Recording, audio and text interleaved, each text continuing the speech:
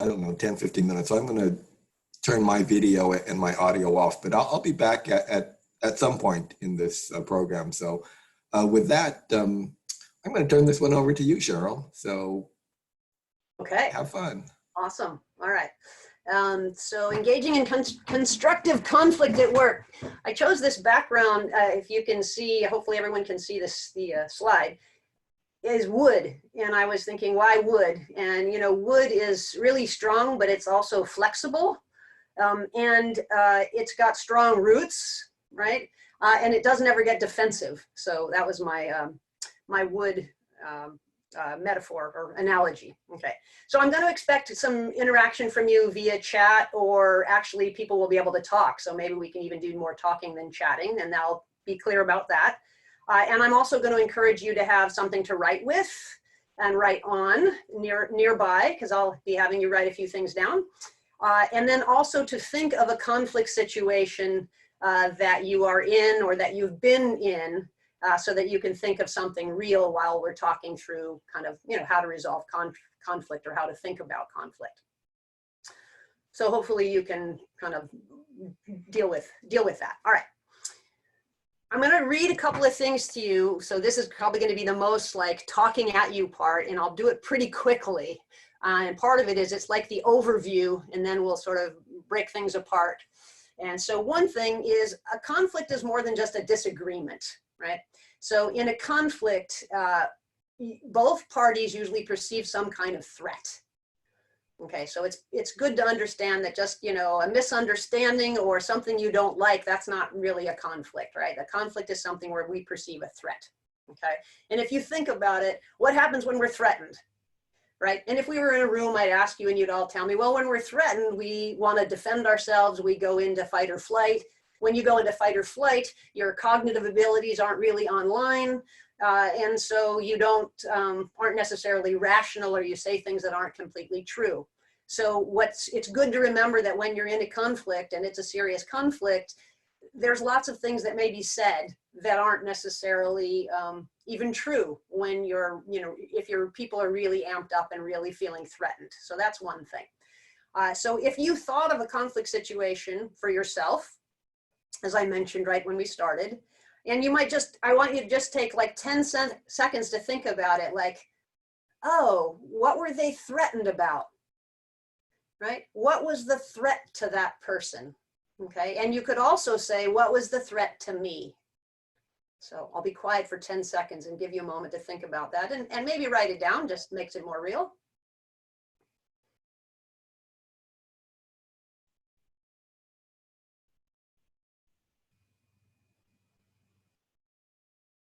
Okay, I'm going to keep going. So another kind of detail, and you probably could guess this, but they say a study by an assessment company, Psychometrics, found that work-related conflict is most often linked to, get this, you probably could make the list, competing egos, personalities or personality differences, values or value differences, a lack of strong leadership, right? Dishonesty, and then of course, just being stressed out. Right, so they talk about workplace conflict comes from those sources. Again, I think that's probably something you basically know. All right, now the next one, again, I'm sorry, I'm just kind of going to read these things, but this is from a professor of conflict resolution in the graduate program at Portland State. And I took a conflict class from her.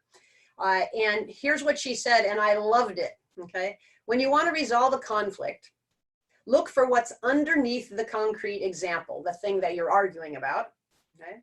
Look for issues of, ready, identity, freedom, or safety, right? Look for issues of identity, freedom, or safety. And then you need to try to find out why people want what they want. Again, we'll get into this a little bit more as we move forward. And the idea is to find out what they want so you can try to find if there's common ground. Okay.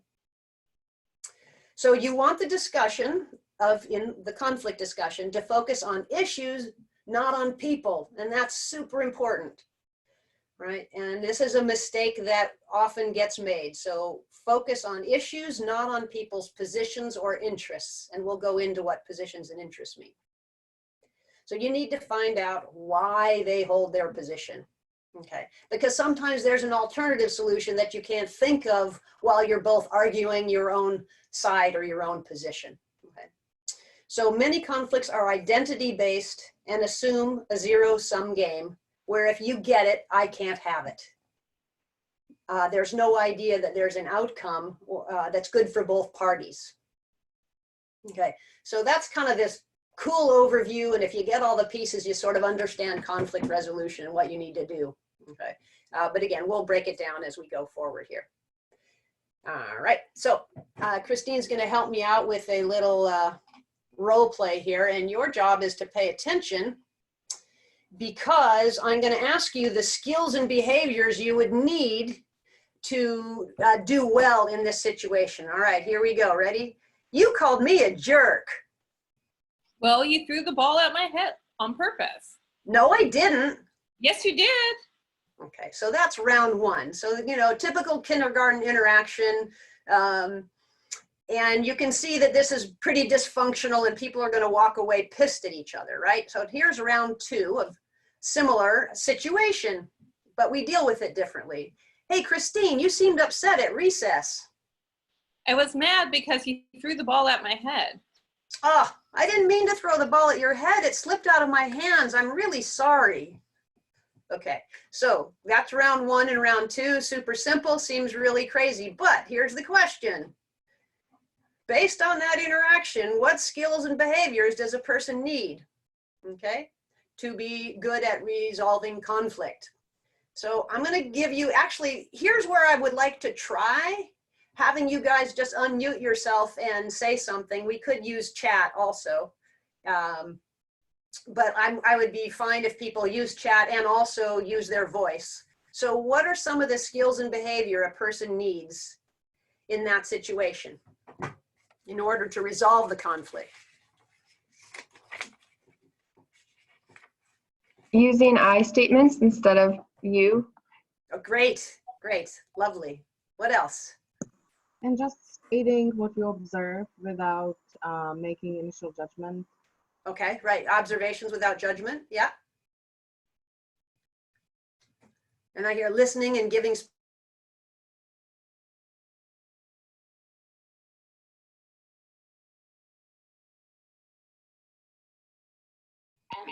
We're working really hard, and Elise is also doing a lot of work. Hold on, this phone, I thought it was connected to Wi-Fi. Foundation is doing relating to resources, so that's something that we wanted to address with you all outside of the regular resources that we provide. We want Actually, I'm hearing somebody. It sounds like you're on someone's on another webinar. You might need to mute yourself. When folks do not qualify for the Great Place to Live program, so you may qualify and may want to look into all these other options. Are you guys hearing that? You may Yes. I think you should mute everybody, and then people should unmute themselves. Okay. I'm going to mute everybody for the moment. I don't know where we left off in introduction. Yeah, all right. Somebody's multitasking quite well, apparently. All right. So for me, the point is this. In the first interaction, there's no understanding. Both people are just sure that they're right, and then they walk away mad. In the second interaction, Cheryl, I have to recognize, for one, that somebody's upset. So first I have to have the ability to recognize an emotion in somebody else, which, you know, if you've done some work with emotional intelligence, you realize that that's actually a skill, and not everybody has it, right? So you have to recognize their emotion. You have to be willing to be kind of accountable for your behavior, right? And in the Christine party has to be willing to recognize, oh, I was mad, and know why they were mad. Okay, so this might seem super simple, but if you kind of think about your own conflict situation, you'll realize that people aren't that good at this. Like, they don't realize they're mad, or they don't know why they're mad. They're just mad. You know, some things feel scary and threatening. Anyway, so you need skills like noticing emotions, being brave enough to recognize that you have an emotion or to say that you have an emotion, be willing to be accountable for your behavior and apologize. So all of those were, I would call skills for resolving conflict. And oh, I love this. Somebody put assuming good intention, and that's a super important skill. Okay, so we're going to break down conflict, and I'm going to talk a little bit about the elements of conflict. So you have issues, positions, and interests, okay? So the issue is what needs to be resolved, what questions need to be answered. So that's usually where you're at odds with each other. The position is each party's answer to resolving whatever this problem is.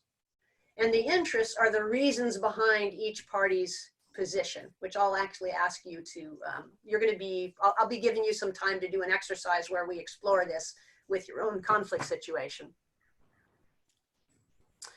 So I have an example here, although again, I'd be more interested in hearing yours, but I wanted to give an example to help understand these things. All right, so let's pretend that the issue is we want to change to a one desk model. And how many people, I'm trying to figure out how many of you already have a one desk model. Can you click your yes button?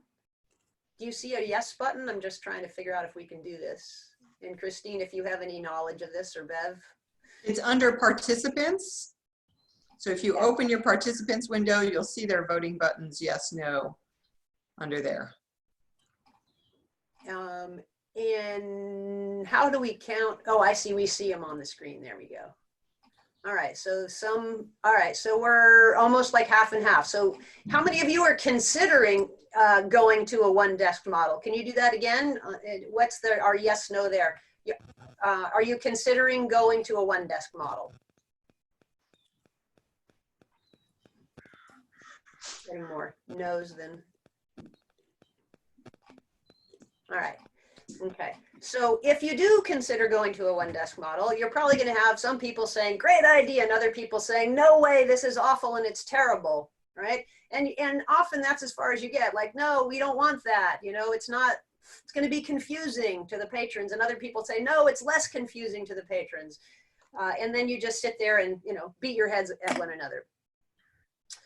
So what you want to do is figure out, well, the position in this case usually is, yes, let's have a one desk model because it's better for the customer. And someone else says, no, we can't have a one desk model because it's worse for the customer. Sorry, I'm trying to use headphones, but they're not working. Right. So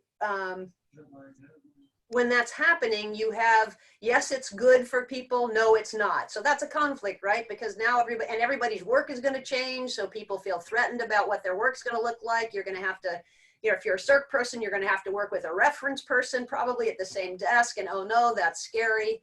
All right. Now, to resolve this, you have to find out why people think it's a good idea and why some people think it's a bad idea. Okay, so let me give you an example, and this is a real example. I was doing a training at, it was actually Berkeley Public Library, but a pretty long, probably 10 years ago. And we used this as an example in an exercise, which was a merged reference desk. And I said, who can play the part of no, we don't want it? And who can play the part of yes, we want it? And they split apart. And it turned out the people who wanted it were saying, you know, customers, you probably know the drill. The customers get confused. Sometimes they ask a question and they never get all the way to the reference desk. So we're losing some of our customers. So it would be great to have a merged desk because we won't be losing customers, right? We know that argument. And then there is some librarians were arguing that, no, we can't have a merged desk because it's a bad idea. And you say, well, why is it bad? Because there won't be any privacy. You know, and this is an important value to the library. So how can we have a merged desk? Because people won't have any privacy when they're asking their questions, right? Okay, so do you get it, right? You have the conflict, yes, no, but then you find out why they hold their, so this is the interests. The position is either yes or no. Their interests are why they hold that position, okay? And then you can talk about, okay, how can we have a merged desk and allow there to be privacy for the patrons, right? And of course, it's possible, there's ways to do that, right? There's all kinds of ways. We don't need to go into that now, but I'm hoping that gives you a good example of what issue, and then people hold a position, and then there's some reason they hold that position. Okay. So what I'd like you to do now, and I'm actually going to give you a couple minutes to do this, is I would like you to think of a conflict that either you're in or that you've been in, okay? And see if you can write down the issue, which is probably just a statement, the position, which of you and whoever, think of one of the other parties, right? And what is their position that they hold that's different from the position you hold? And then take a few minutes and think about why might they be holding that position? What might be driving that? Okay, so I'm actually going to give you a couple of minutes to do just that, and I will stop talking. I'm still here, you can see me.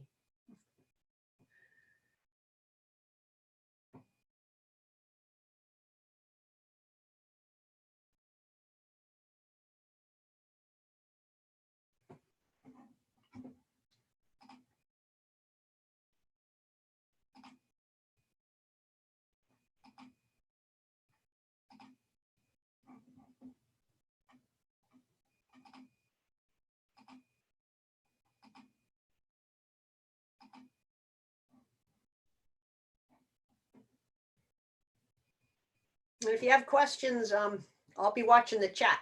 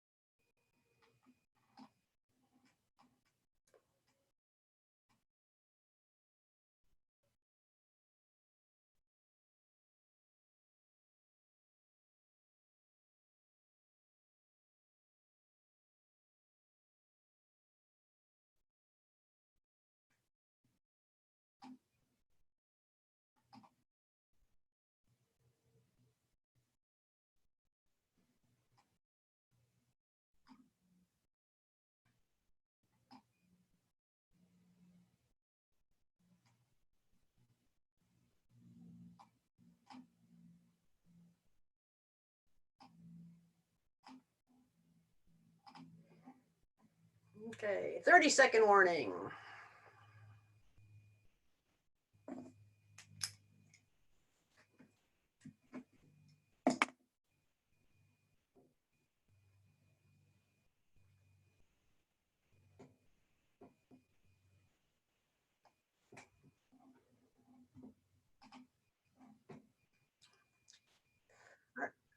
All right, so I'm going to ask if anybody, again, is comfortable sharing sort of a conflict that's happening where they weren't able to figure out the other person's interests. Or maybe we can do this with a yes, no. How many of you say yes if you were able to figure out what the other party's interests were? Right, presumably you know the issue and you know the position, but say yes if you were able to figure out what the other party's interests are.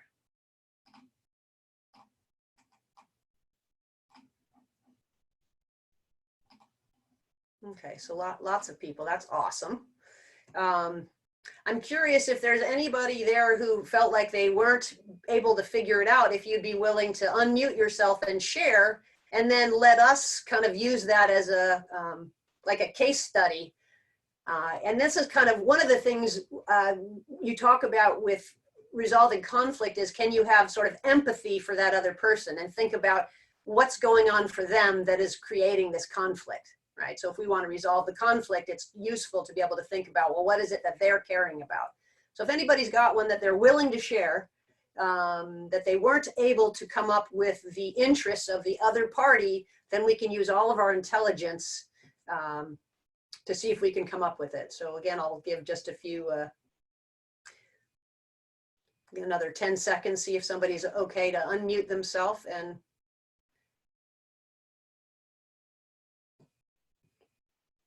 might take that as a no.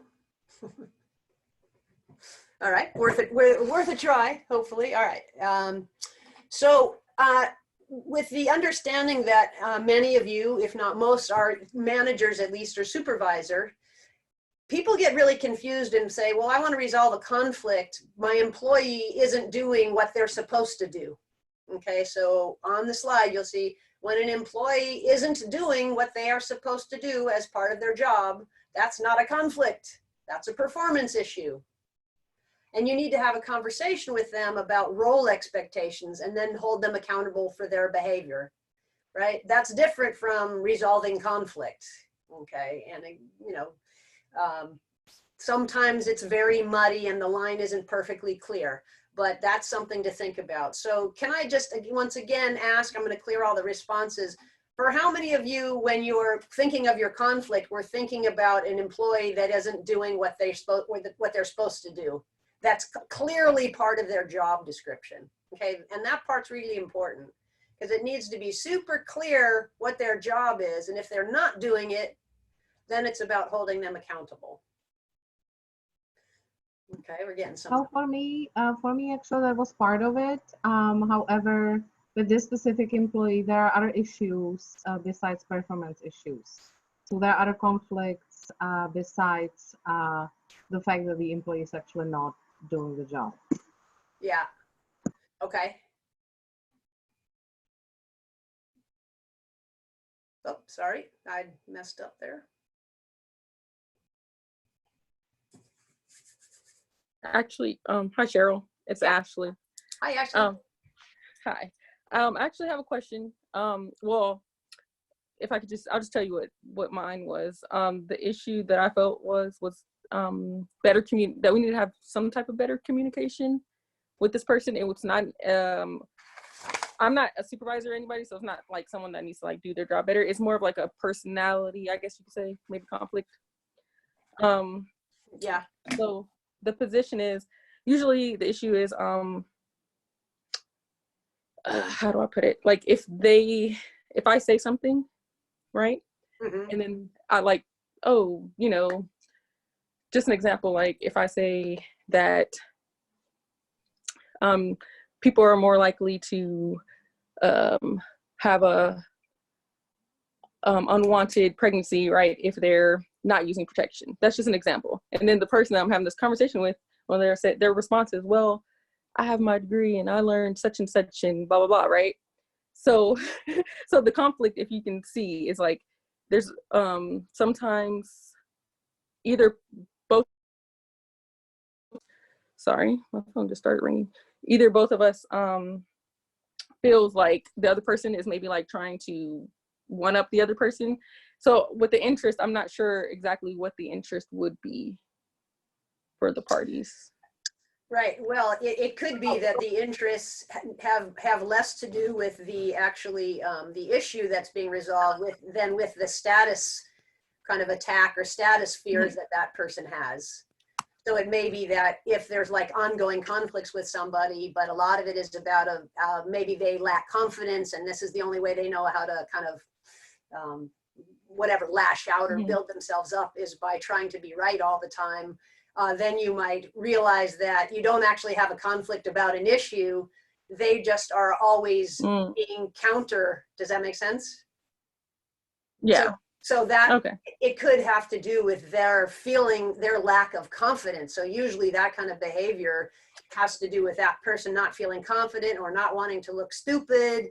And that can be super hard, but the more sort of supportive and anyway, you again probably get the idea there. So it may not in fact be about the actual issue. It may have more to do with their personality, and that's a good thing to recognize. I mean, look, here's the truth. You can't resolve all conflicts. Sometimes, I don't know about you guys, but I have a sister who believes very differently about politics and healthcare and all kinds of things than I do. And we try to hash it out, but We are just coming from two different places. And, you know, and then I realized, well, it's not really a conflict. This is just somebody who believes differently than I do. And I don't need, it's not my job to convince her, and it's not her job to convince me. Luckily, it's not, we're not at work, you know, and at work, you might have to deal with something different, but you don't resolve all conflicts. And they often say ones that are values driven or are from some emotional need that somebody has are the hardest to work out. So I wouldn't be surprised if, as some of you are thinking about conflicts, that some of them have to do with those things, which is somebody who's sort of emotionally challenged in some way, either by external circumstances or by stress, or, you know, and the truth is those are much harder to deal with. Now, the tactics are still going to be useful. So I guess I'm going to go ahead and move forward so that we can get to some of those. Does somebody have another situation they were finding challenging that they'd like some help with?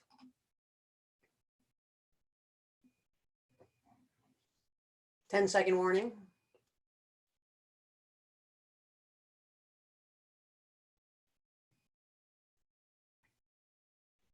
Okay, so I see a question that what if the conflict is that their values are at odds with the library values?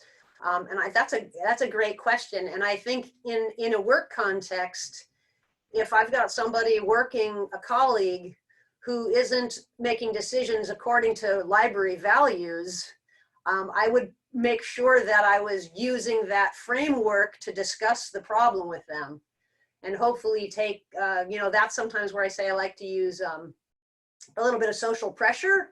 Like if you work at a library, there's a set of values and we need to adhere to those values. I might do that in a group a facilitated conversation without pointing somebody out, but I would say that that's how I would deal with that. If somebody's at work, so a lot of this is connected to the fact that we're not very good at holding people accountable. And we let people get away with stuff for a long time. And then it turns into a bigger problem and a bigger conflict. But again, if it's values driven and it's something that's a library value and you're at work, I think you should be able to demand and hold people accountable to be supporting the library values. Again, I'm saying it's not necessarily easy, but that is what I believe to be true. And there's another comment, I think these are coming privately to me, about differences of opinion about things around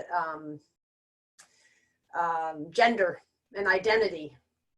And this is another one where I would say, presumably you have some library values about all people being welcomed. And I would probably use that, and treating people equally and equal and free access. I would use the values of the library, the place they're working, to sort of try to hold them accountable for behaviors so that they can't go around saying mean things either to people's faces or even in the back room talking to colleagues. Like that shouldn't be allowed if you're in a library. Okay. Again, I'm saying it sounds easy. I know it's not quite that easy. All right, I'm going to go ahead to the next slide. All right, so resolving conflict, which is what we're here to talk about, right? So there's kind of a set of steps, right? It's good if you think of this like you should something to plan, okay? Because if you have a conflict and people are feeling threatened, you're going to have to do everything you can so that people don't feel threatened. Again, you've got to be comfortable and they've got to be comfortable. So this idea of finding a mutually agreeable time and place. So often if we have a conflict and if you're the boss, I don't know how many of you are the boss in your conflict, but we, you know, might tend to want to use our status and say, hey, come see me in my office. Well, by the way, that's a terrible thing to do because that freaks everybody out, right? So if you can give them some kind of agency or some sense of control, you might say, hey, there's something we need to talk about. And are you available at 2 o'clock today? And maybe we can go for a walk, right? So you can plan how to work on this conflict in a way that doesn't make it feel like somebody got called into the principal's office at school, right? The first thing you should do when you're together is clarify what the issue is. You know, they might be mad or arguing for something, and then it's not the same as what you're arguing for. And then you're going to try to work out this conflict, but you're not actually talking about the same thing. So you've got to make sure you agree on what the issue is. Remember, we've got issues, positions, and interests. So clarify the issue, right? Right. And the next step, of course, is to listen and share your positions, right? And try to figure out, why are we each holding these positions, and why, how far apart are they? Are they really different? Okay. Lots of times we have these conversations, and if people are threatened, they say things that maybe they don't really mean, or they don't really have enough facts, like, oh, this always happens, or, you know, yesterday I spent 4 hours doing this when really it was 40 minutes. So are there some facts that you should bring to the discussion that would make it, again, more about the issue itself and not personal? Remember, we're trying to make it all about the issue. So if you think about it, let's say here I am talking in a la la la la blah blah blah, and we're mad at each other. What we're trying to do is triangulate so that we're not just yelling at each other, but we're talking about the problem that's actually over here, right? So we don't want it to stay personal. We want to say, this thing we're talking about, do we really know how many times that happened? Do we really know that if we make this decision, you know, customers will be mad? How do we know that, right? So now we're having a hopefully good grown-up conversation about the issue, and not just mad at each other because I don't like the way you're talking about it, or I don't like the way you think, right?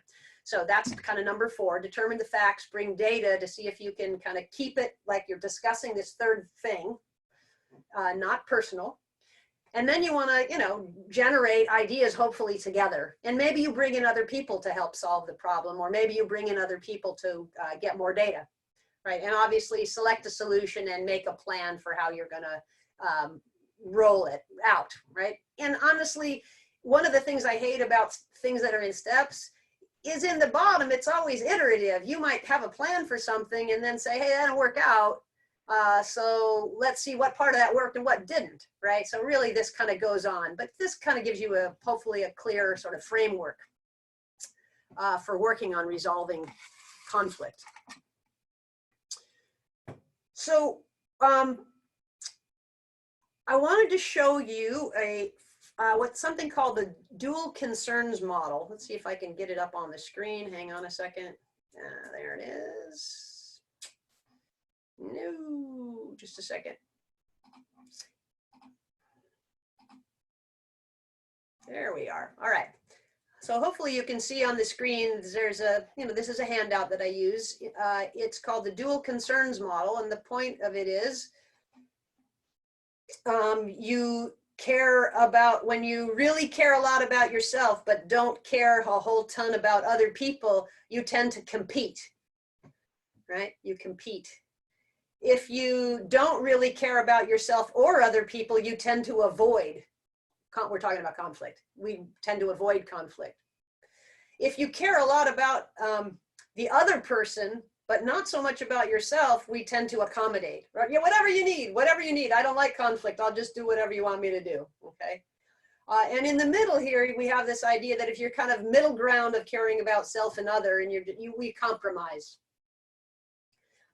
I don't know if everyone's heard this before, but we talk about most often people say, why not compromise? What's wrong with that? Well, when you compromise, it means that neither party gets fully what they want. Now, honestly, there's plenty of times when compromise is a fine solution, right? It gets things moving. In very important issues, you may not want to compromise, right? In big conflicts that affect your customers and the way you work and efficiency and all that values, you probably don't really want to compromise with your employees. You really want to collaborate. So up here we have collaborate. When you have a high, when you are important and you see the other person is important, then we try to collaborate. Okay. So I'm not going to, well, actually, I'm going to read you this first one. Here's this handout's kind of simple, but there's something very important about it that I want to point out, which is when I first was learning about that, I thought, well, don't you just want to compromise? Because isn't that the nice thing to do? Like, and then I looked at this model and it was explained to me, and I realized that, you know, when you're compromising down here, you're really doing a give and take. You give something, I give something, and hopefully we end up feeling like it's fair.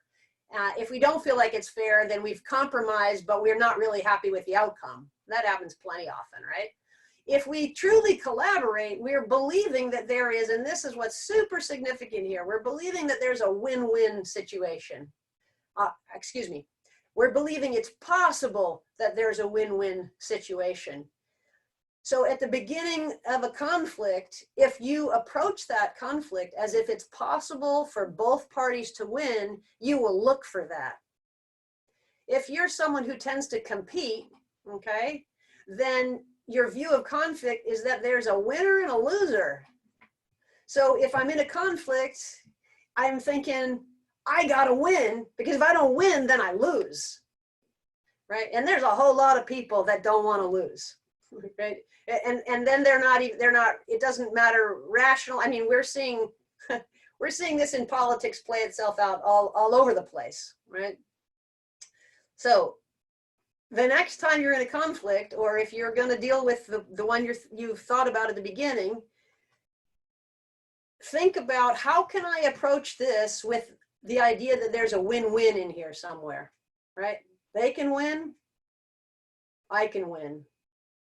Okay, and again, most people don't do that, so you might have to even kind of expose them to this idea that win-win is an option. Okay. So I'm going to give you just a moment to think about which one of these do you tend to be: a collaborator, competitor, compromiser, avoider, or accommodator at work.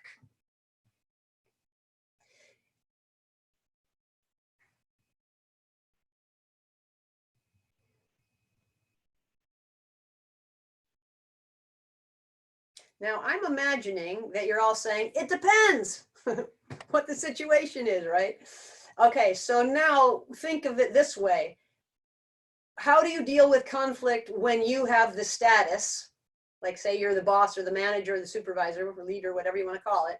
When you have the status, how are you in conflict? And then think about, how are you when you do not have the status, like with your boss? How do you approach conflict? And you would just see, for some people it would be the same, right? And for some people, I think you're different depending on who it is you're having a conflict with. But we tend to have a conflict style, right? And I think everybody's taken Ray's workshop, and he kind of talks about conflict styles. This is a little bit different, a kind of a simpler model, but basically we have a come from, if you will. So I have to say that I think I moved from compromiser to collaborator after seeing this model and realizing that I really should be thinking win-win when I approach a situation, not that somebody has to lose. Okay, I'm going to go back to the PowerPoint, I hope. Here we go. All right. So some strategies for resolving conflict. So one, act with positive intent. And that, I love that came up in the chat box.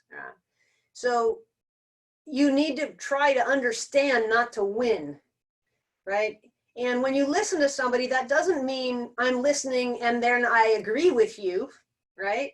But you're listening to understand, which is super important, okay? It's really important that in these conflict situations that you don't act defensively or irrationally or with anger. Now, I don't know about you, but I've noticed every time I get a little bit pissed off about something, I'll say something that is a little bit exaggerated, right? And that doesn't tend to be my personality, but if I'm really frustrated, it's like, damn it, this always happens to, whatever it is, something, but it's not really true. So you just really need to understand that you've got to sort of, in the workplace conflict, you've got to control those emotions, not be defensive. If you feel angry, maybe it would be, depending on the situation, it might be okay to say, this has really been hard for me or something, but you don't want to make it personal and express like you're really pissing me off or you're making me angry. You don't want to do that, okay? In resolving conflict, you want to clearly state what you need. right? Sometimes we just say no, or I don't like it, and we make some sort of vague comment instead of saying, you know, what I need is I need 3 days to finish this. I can't do it in 2. Right? Talk just enough, ask questions to clarify. So I'm gonna show you a slide with a bunch of questions that you might use in conflict. And this next one, avoid giving advice or rescuing others. Oftentimes we're not comfortable with silence. So we might ask someone a question and then we try to answer it for them, right? Or we try to sort of rescue them in the conversation. But if you're doing an adult to adult conversation and you're having a conflict, it's okay to state an opinion or a position or an interest and then ask them to state theirs. And don't try to answer for them, okay? And ideally at the end, you'd have clear outcomes or agreements from this interaction that you're having. So you can see that this is all about, if I go back to the previous slide, there's a kind of planning for it, right? And then some strategies for how to act during this interaction. And then the next slide has got a bunch of questions that you might use, okay? How would you like to see the conflict resolved? How can we move forward? If there were no limitations, what would you like that solution to look like? Okay, so you can read the rest of that. Certainly you don't need me to read it to you. But what I do want to do is have you think about that conflict. Again, hopefully you've been picked conflict and you've been working on it through the course of this. Which ones of those questions might work for you in the situation you're in? Right? Which ones of these questions might be helpful? You know, some of them you might say, that doesn't feel like me. I wouldn't ask it that way. And then I would say, then don't, because it should feel authentic. So again, I'll be quiet for a few minutes.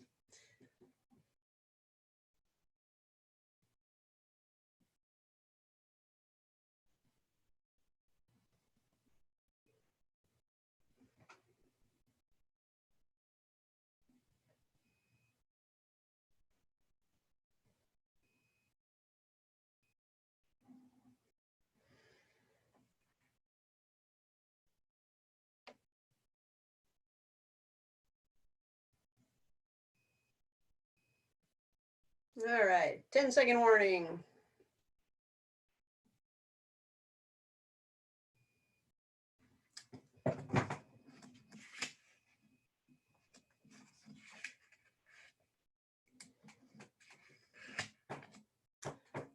All right, and by the way, I'm happy to share the PowerPoint. So, I mean, I see some people writing, which is great because it helps you learn actually, but I can also share this. Christine will help me figure that out. I have to say one of what I like to call them my hip pocket questions, like something in all kinds of situations where I'm a little confused or I don't really understand what somebody needs or is talking about. So either can you give me an example, or I feel like I'm missing some information. What am I missing? That thing it's sort of, to me, like this really, you have to ask it with a sort of innocence, right? And this is another thing about conflict and resolving conflict, that if I say it like a jerk, like, well, give me an example, because I don't understand. That's not really going to work out, right? You've got to watch out that your nonverbals are really showing an intention to understand. So you might say something like, it would help me if I'm not sure I'm clear about what the issue is for you. Can you give me an example of something that's happened, right? So there I'm trying to use good nonverbals, open, use open communication, open gestures, right? And that would be true for all of these questions, that if they get asked in a way that shows that you're angry or judging or blaming, they're not going to work out. So they're not magic questions, but they could be magic questions if they are asked with the proper attitude. Okay. All right.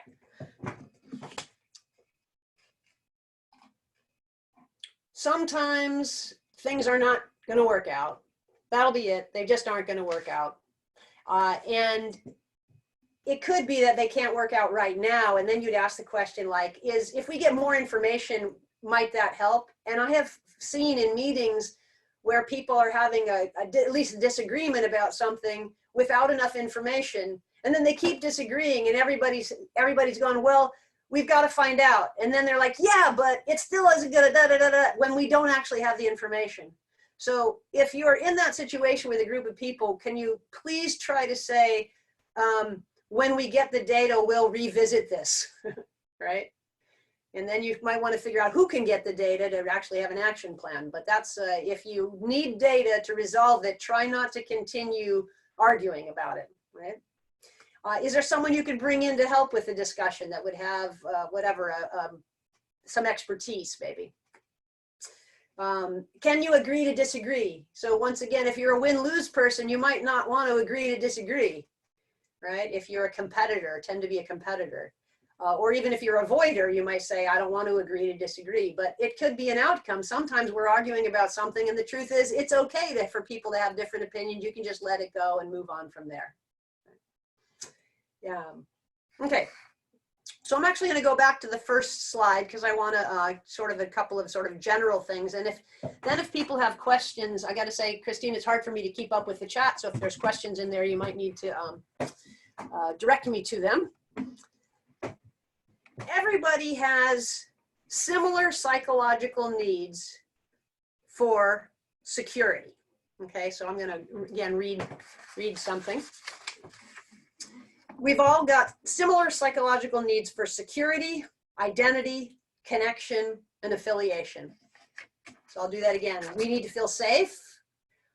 We need to have a sense of identity that, you know, we are who we are and we're good. We all have a need for connection with other people, right?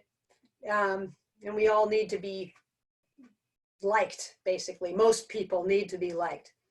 If your identity comes from your job and someone tries to change your job, you might feel a loss of control or a loss of identity or like that you're not good at something. And that often is a lot of the source of, I find, workplace conflict or people's resistance to change, right? So if you recognize that if you're trying to change the way somebody works, then they are probably feeling threatened, okay? And therefore, the way they're arguing about something has to do more about their feeling threatened, possibly than the actual issue you seem to be having a conflict about. Okay, so something to pay attention to. And I'm going to go back. Now that we've gone through some of those things, I'm going to read you again the statement from the professor from the conflict resolution studies. And then I'll take questions if people have them. When you want to resolve a conflict, look for what's underneath the concrete example. Look for issues of identity, freedom, and safety. Try to find out why people want whatever their position is and to look for common ground. You want the discussion to focus on issues, not on people's positions or their personal interests. You need to find out why they want what they want to see if there are alternative solutions. You might come up with a third solution instead of the two sides. Many conflicts are identity-based and assume a zero-sum game where if you get it, I can't have it. And there's no idea that there is an outcome good for both parties. And in that situation, you want to ask questions like, please tell me more about what's important to you. We both want safety, right? And in the library, it's often something like customers to be served better.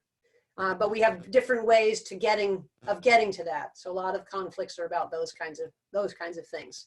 And are there ways that you can resolve those conflicts with both parties being satisfied and both parties feeling like they have won, if you will? So I'm going to go ahead and stop sharing my screen and figure that out. And I would be curious if anybody has any feedback or any questions, anything confusing or kind of left what you feel like is undone. And Christine, if you had any questions from the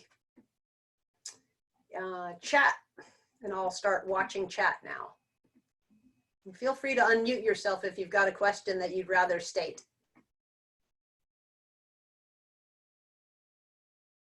I have a question. Sorry, go ahead.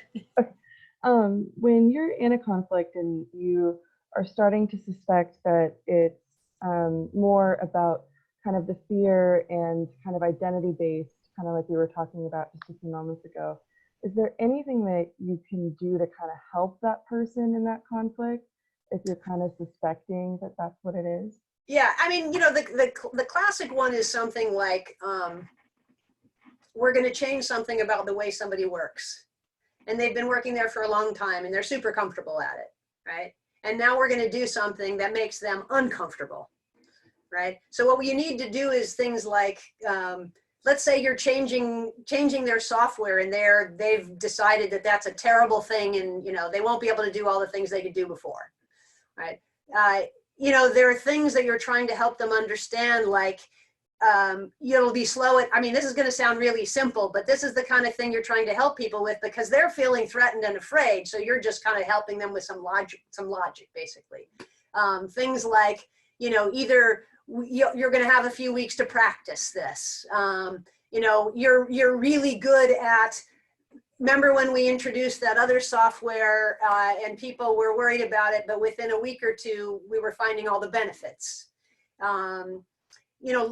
Trying to help them connect things they're already good at with what they'll need to do with the new software or the new activity that they're going to do. So those are the kinds of things you're trying to do, because mostly people are worried about, I'm going to look stupid, I'm not going to be good at my job. Anyway, those are usually the concerns. Does that help? Yeah, that helps. Thank you. Okay, sure. Yeah, thanks for the question. Good. Other questions?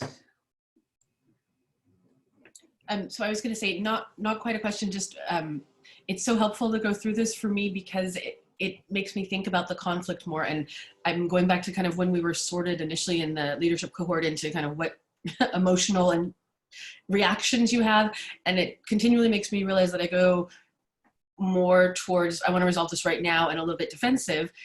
Whereas if you take the time and go through some of these steps, even for a second, it's a little bit more helpful. So just kind of going through this and thinking about some of the teams that I'm having conflict with might not have occurred to me to really deep down and think about what their perspective was and why we're having this conflict. So that's really helpful. Great. And I want to encourage you. I don't know if you guys do it, but I often say, blame, if you're in a situation where you're working with people, it's like, say, hey, I got this list from a conflict class and let's look at it together and see if we can work something out, or here's a list of questions, don't hide the fact that it's something you want to learn to do better, for instance, and just share the information. Like, too often we think of conflict like, oh no, we're in a fight, right? But instead what we want is, we're fighting about this thing over here, but you and I are trying to do something good for the library or good for our staff, right? So you got to try to keep helping people see that we're working together in this part,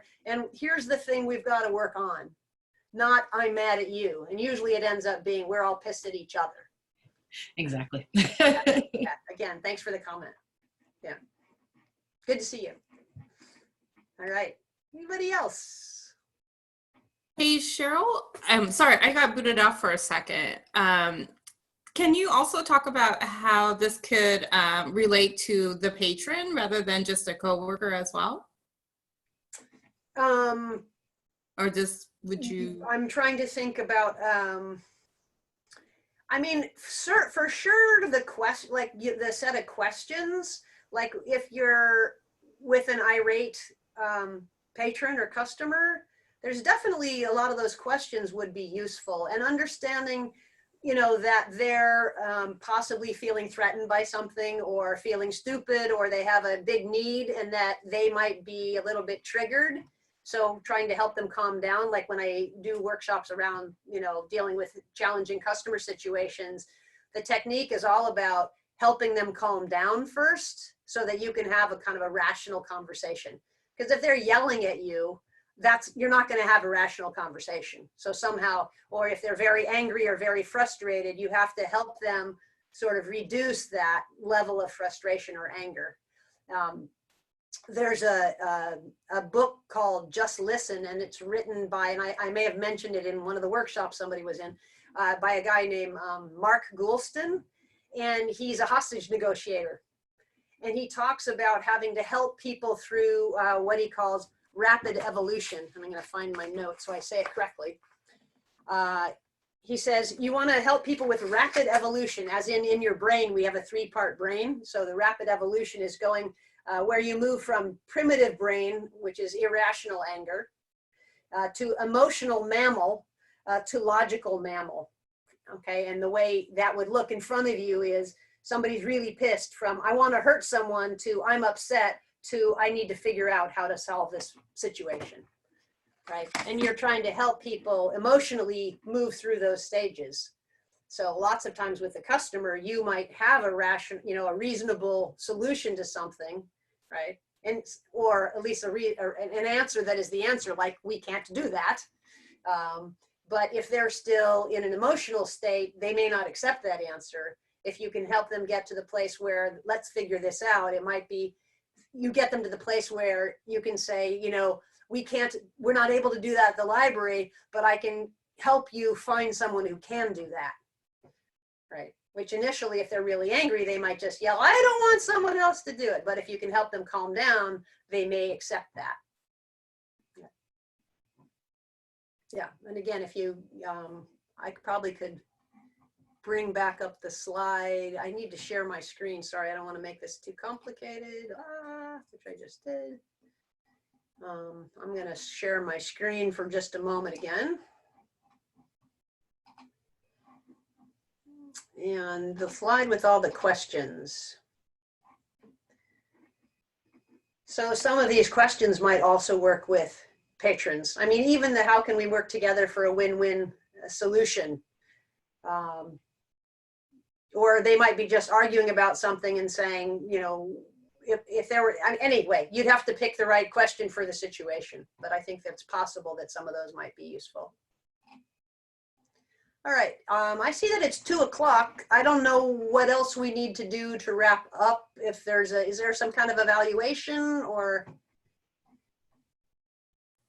Yeah, so everyone who registered, what I'll do is send out an email later today. And Cheryl, if you want to send me the PowerPoint, I'll send you guys the link and the PowerPoint. Okay, I'll send it to you. Yeah, so I'll send a link to the survey later today. It's a little different, the webinar versus the meeting. Okay. Including the, the survey link, so. Okay. All right, so it's been great to see everybody. I hope you got something out of this, maybe even a lot, and it'd be great if you do the evaluation, because to be completely honest, I haven't done a training versus using Zoom before. So any feedback you have for me would help me do a better job, and I would certainly appreciate that. And I hope to see everybody in a room at some point down the line. All right, thank you. Yeah, and then one last thing before everyone goes is I think you might have saw the email from Christina about just some upcoming dates, because we're starting to wind the program down. But next Wednesday, I'm actually going to do something on Budget 101. I think it's going to be real interesting. So, if you're even remotely interested in how budgets work and specifically how what's going to happen during this whole COVID thing and what's probably going to happen to your budgets, I'm going to talk about that next week. And then there is going to be one more program just for the new leaders that Cheryl's going to do. And then we're actually going to have 2 individual wrap-ups for the current cohort group to kind of, I guess, put a bow on the program for this year. So anyway, hopefully I'll see everyone next week. But, if not, or in the meantime, just stay safe, take care. Hey, thanks again too, Cheryl. Yeah, and good. We'll see you people around. All right, take care, everybody.